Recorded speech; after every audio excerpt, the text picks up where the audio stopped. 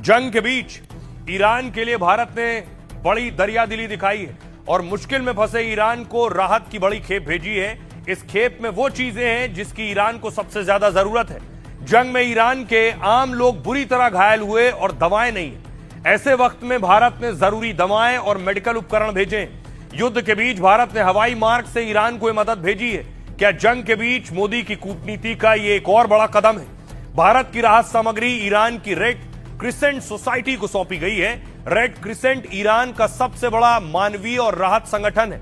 आपदा में ईरान में इलाज और दवाओं का जिम्मा यह संस्था उठाती है, लेकिन बम और मिसाइल हमलों से रेड क्रिसेंट का स्टॉक करीब खाली हो गया। चीन ने ईरान की संस्था को $2 लाख की मदद देने का वादा किया है, लेकिन भारत ने तो हवाई हमलों के बीच ईरान को मदद पहुंचा दी है। ईरानी दूतावास ने भारत की मदद को अहम बताया और कहा आप बहुत दयालु हैं। शुक्रिया अदा किया भारत का। भारत की ओर से भेजी गई मेडिकल सहायता ईरान तक पहुंच गई है। यह मदद ऐसे वक्त पर आई है जब ईरान में स्वास्थ्य सेवाओं का भारी दबाव है। अमेरिका और इजराइल के हमलों का असर ईरान की आम जनता पर भी पड़ा है। ऐसे में भारत जैसे दोस्त की मदद के साथ हाथ बढ़ाना मायने रखता है। भारत ने इससे पहले जहाजों के मामले में भी बहुत भारी मदद की है। श्रीलंका के पास समंदर में जब हमारे जहाज पर हमला हुआ, ईरान का कहना है तब बदकिस्मती से कुछ दूसरे देशों ने सहयोग से इनकार कर दिया था।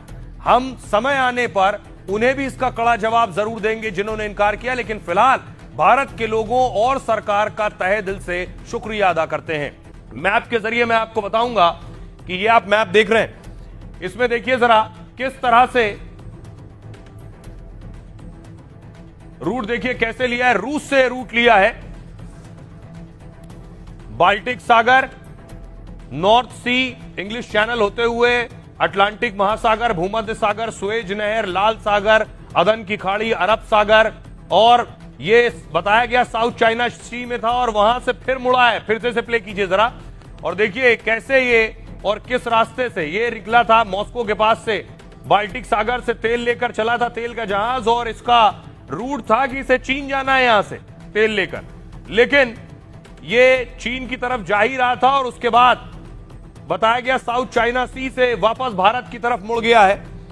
यह आखिर कैसे हुआ, यह बड़ी चीज है और ये क्या भारत की ताकत को भी बताता है। आइए आपको बताऊं अब ये हुआ क्या और कैसे। कूटनीति में हिंदुस्तान दुनिया का रुख मोड़ना जानता है।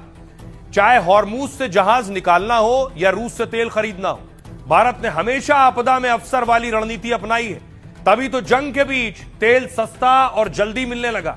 रूसी राष्ट्रपति पुतिन ने समंदर में ऐसा खेल कर दिया कि भारत को बड़ा फायदा हुआ और चीन को झटका लगा है, क्योंकि रूस से चीन जा रहे जहाज भारत की ओर मुड़ गए। कच्चे तेल से लदे करीब 7 टैंकर जल्द भारत आने वाले हैं। यह दावा अमेरिकी मीडिया ब्लूमबर्ग की रिपोर्ट में किया गया है। रिपोर्ट में शिप ट्रैकिंग डेटा के हवाले से बताया गया है कि एक्वा टाइटन नामक एक बड़ा टैंकर रूस से बाल्टिक सागर से कच्चा तेल लेकर चीन के रिझाओ पोर्ट की ओर जा रहा था। हालांकि उसने साउथ चाइना सी में अचानक यू टर्न ले लिया और अब यह टैंकर भारत के न्यू मैंगलोर पोर्ट पहुंचने वाला है, जहां इस टैंकर के 21 मार्च तक पहुंचने की संभावना है। इतना ही नहीं, डेटा एनालिटिक्स फर्म वोर्टेक्सा के मुताबिक समंदर में कम से कम 7 टैंकरों ने अपना रास्ता बदला है। ये तेल लदे हुए जहाज अब चीन न जाकर भारत की तरफ आ रहे हैं। जंग के चलते ट्रंप ने भारत को रूसी तेल खरीदने की छूट दी है, जिसके बाद भारत ने रूस से भारी मात्रा में तेल खरीद बढ़ाई है। दावा है कि भारत ने एक हफ्ते में करीब 3 करोड़ बैरल रूसी तेल खरीदा है। एक्सपर्ट का मानना है कि इससे भारत में सस्ता तेल मिलता रहेगा।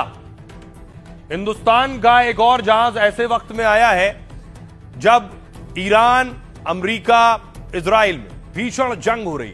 दुनिया में तेल संकट के चलते सबकी नजरें हॉर्मूज स्ट्रेट पर है। उसी हॉर्मूज स्ट्रेट से भारत ने अपना एक और जहाज निकाला है। भारतीय झंडे वाला तेल टैंकर जग लाटकी देश पहुंच गया। यह जहाज आज गुजरात के मुंद्रा पोर्ट पर पहुंचा। इस जहाज पर 80,886 मीट्रिक टन कच्चा तेल लदा है, यानी भारतीय जहाज करीब 6 लाख बैरल कच्चा तेल लेकर आया है। भारत में हर रोज करीब 55 लाख बैरल तेल की खपत होती है। इसे लीटर में कन्वर्ट किया जाए तो यह करीब 90 करोड़ लीटर है तेल। हालांकि भारत सरकार का दावा है कि देश में पर्याप्त तेल है, लेकिन मिडिल ईस्ट में युद्ध के बीच जहाज का आना अहम है। यह भारतीय जहाज यूएई के फुजैरा पोर्ट से लोड होकर निकला था, जो रास्ते में ईरान के पास हॉर्मूज स्ट्रेट पार करते हुए आया है। कल गुजरात के वडिनार पोर्ट पर नंदा देवी जहाज आया था, जो अपने साथ करीब 86,000 मीट्रिक टन एलपीजी लेकर आया है। एक दिन पहले शिवालिक आया जहाज, जो गुजरात के मुंद्रा पोर्ट आया था। इस पर भी करीब 30 लाख घरेलू सिलेंडर जितनी गैस लदी हुई थी। शिपिंग मंत्रालय के मुताबिक सरकार लोगों को भी निकाल रही है। 24 घंटे में 25 भारतीयों को बंदरगाह और लोकेशन से निकाला गया है।